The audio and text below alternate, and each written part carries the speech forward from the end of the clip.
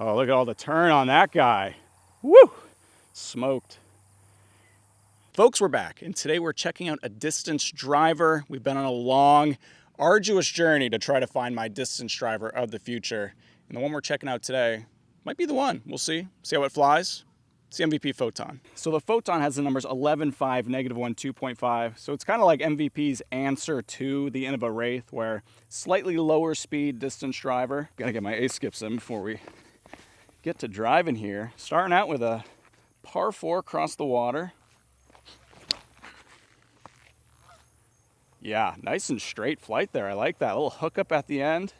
And the Photon has always been one of MVP's more popular driver molds, especially pre-time lapse.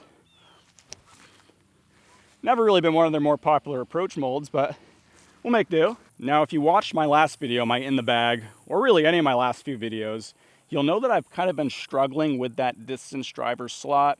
Really haven't found a driver that's resonated with me in the way that I wanted.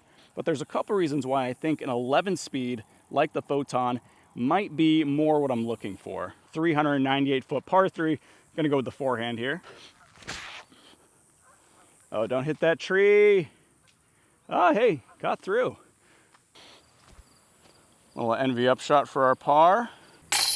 And the biggest reason why I think the Photon could be a great distance driver for me, and why I'm considering moving more towards these lower speed distance drivers, is because in a lot of my rounds, I'm throwing my mids, my putters, my fairways off of almost every single tee shot. And then I get to holes like this, where it's just wide open. How far is this? 472 feet in the tree line. So if I'm wanting to get max distance, if I'm wanting to reach the pin and not just lay up, I pretty much need a distance driver of some sort. But for me, making that mid-round switch from where I'm just throwing my low speed discs and then all of a sudden switching to a really high speed disc, it's really hard for me to make that adjustment. I don't know if it's more of a mental thing or like a true physical thing, but it's just really hard for me to jump between all these low speed discs right up into like a 13, which, you know, my Nuke is a 13 speed. The Photon being a little lower speed, I think might help me with that transition from low speed to distance driver. Oh, look at all the turn on that guy. Woo! Smoked. Definitely not parked, but that's a good spot. All right, let's go Nuke, just see how it goes here. Threw that one a little more nose up. That was not a great throw. That's the other thing. The higher the speed of disc, the more important that nose down angle truly matters.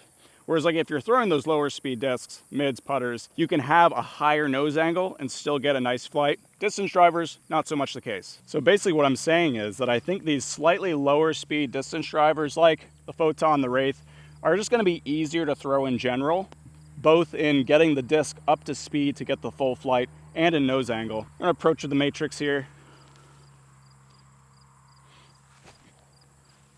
There we go. Oh, that tree actually helped me tremendously. All right, pick up our birdie here. And one thing you do have to keep in mind if you're thinking of picking up the Photon is that they are pretty darn flat. All the ones that I've seen have not had a whole lot of dome. That's pretty typical of MVP discs in general. And I think that's one of the reasons why their distance drivers aren't quite as favored as a lot of their other slots, like their putters, their mids, their fairways, super popular. Their drivers, outside of like the time lapse, and more recently the Dimension with Simon and Eagle throwing that, a lot of their drivers have really not been super popular. With that said, newer discs like the time lapse have actually had a lot of dome. So I'm really curious if newer runs of the Photon are also going to have that dome. Dome is something often correlated with glide. So that's just one thing to keep in mind. If you want that really domey disc for max glide, you might want to look elsewhere. 538 foot par 4. Got to make up this hill, make it through the trees here. Oh, that could be great. Squeak through. Yeah, that's gonna be a great spot. Well, this landed in pretty much the best spot it could have landed, right in the middle of the fairway. Basket's still pretty far away, straight up here. Probably gonna have to go with the forehand because the backhand don't have a lot of bandwidth out there. Oh, get through those trees, come on. Ugh, not a great shot. We'll just have to settle for our par. All right, we got a little uphill, 330 feet.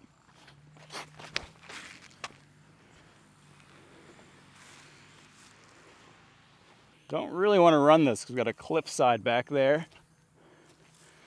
Little layup for the par. 380 foot, par 3. Goes downhill, but then it really narrows into like a corridor. I'm gonna try to lay up right before that gap with the forehand. That's gonna be good. Get over. Oh, that faded just a little bit earlier. This gets too straight for its own good. Actually, just kidding. We hit this early tree, dropped down a perfect spot to access this little narrow corridor here with our Envy. Oh yeah. Oh yeah. So far I described the flight as being surprisingly really neutral.